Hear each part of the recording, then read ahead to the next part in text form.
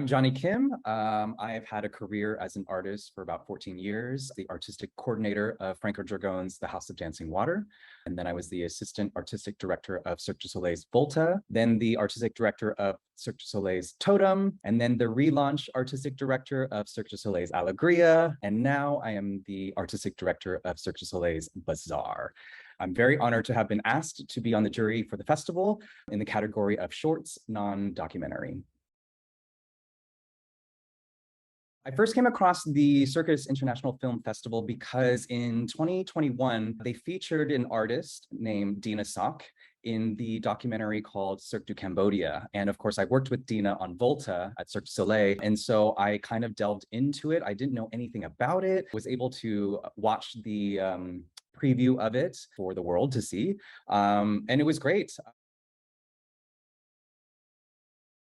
I think it's so wonderful to have a festival dedicated to featuring documentaries and film and stories told through the lens of circus, because it's not common, I would say. And I'm super stoked to be a part of the festival this year as a juror, because I think that, you know, having this medium is so important to like uplift and the circus and put it on the forefront. And we just need more continuous exposure on the athleticism of circus, but also the artistry that it takes as well, that exists in the circus world. And yeah, people are pushing those creative boundaries, and it's exciting to see it take shape and form for more people to see and that are interested in it.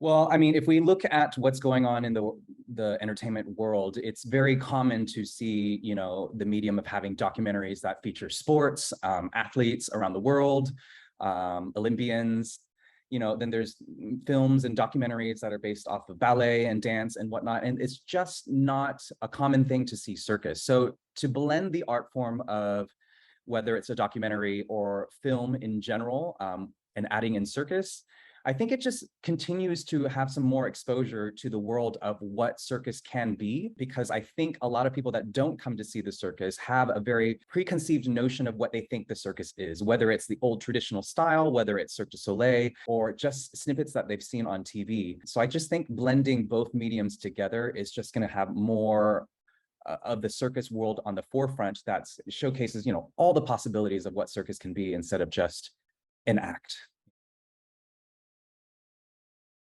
Don't laugh, but my favorite film is The Cutting Edge. It's this movie that I saw when I was a child, and it's about this hockey player that ends up having to retire because he had an accident in the game and left him partially blind. But then he gets scouted to be a figure skater pairs couple with this girl.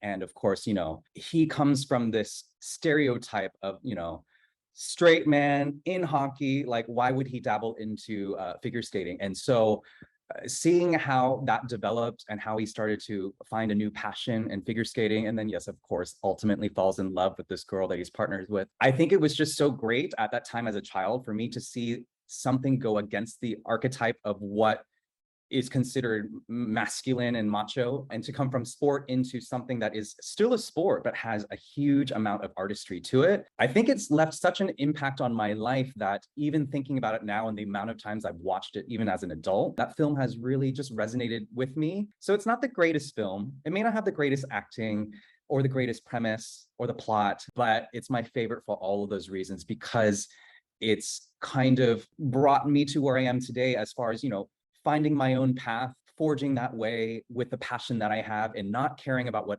anyone thinks and just going for it. And, you know, it's brought me to where I am now. So that's why that is my favorite film.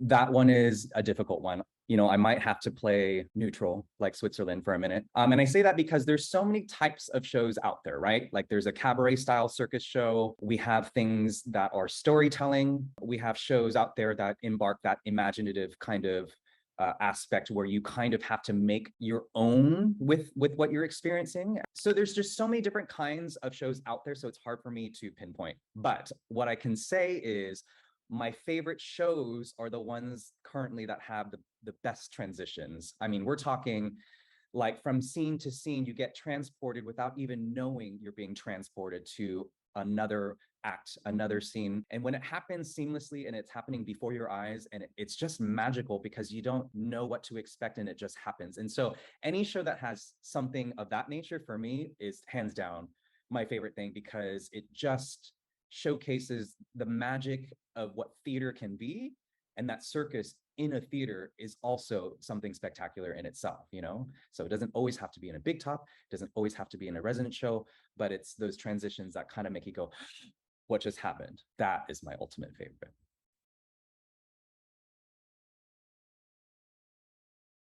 Without being too specific, like I think it can inspire a lot of different opportunities just because of what people see circus to be currently. You know, there's lots of festivals or TV shows around the world that feature circus, and although it's great, it's also kind of, it just showcases to the world that is not familiar with circus.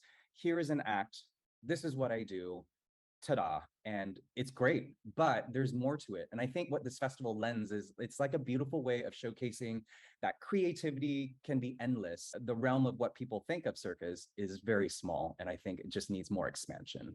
And that opportunity can just, I mean, I'm hoping that it kind of opens doors to all kinds of different types of circus jobs, but also having different platforms than just being in specific shows that we all know about already.